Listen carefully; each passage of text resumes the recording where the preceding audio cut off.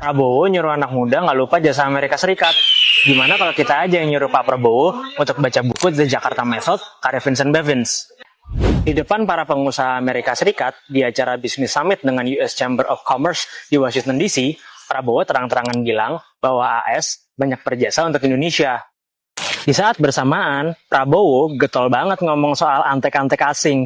Jangan gitu-gitu amat lah, Pak. Ya lo nggak Kan bisa. saya kan orang luar. Sama siapa? Sama satu.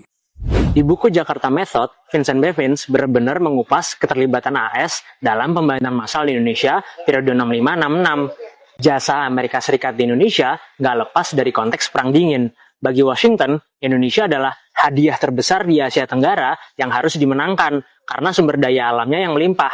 Masalahnya, saat itu Indonesia punya gerakan kiri dan sosialisme dunia ketiga yang kuat. Untuk mengamankan pasar bebas dan investasi asing, stabilitas harus diciptakan dengan cara apapun, termasuk dengan pembantaian 500.000 hingga 1 juta orang yang dituduh komunis. Orang-orang ini bukan sekedar angka.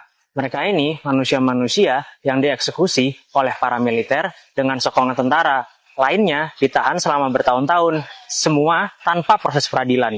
Bayangin, hanya karena kamu buruh yang tergabung ke serikat buruh, wartawan yang kerja buat koran kiri, petani yang ikut barisan tani, atau seniman yang ikut lekra, dalam sekejap kamu diputuskan harus dihilangkan nyawanya. Terus hubungannya sama Amerika Serikat apa? Di buku ini, Vincent Bevins mengungkap gimana seorang diplomat AS menyerahkan daftar nama ribuan orang kepada militer untuk dibersihkan.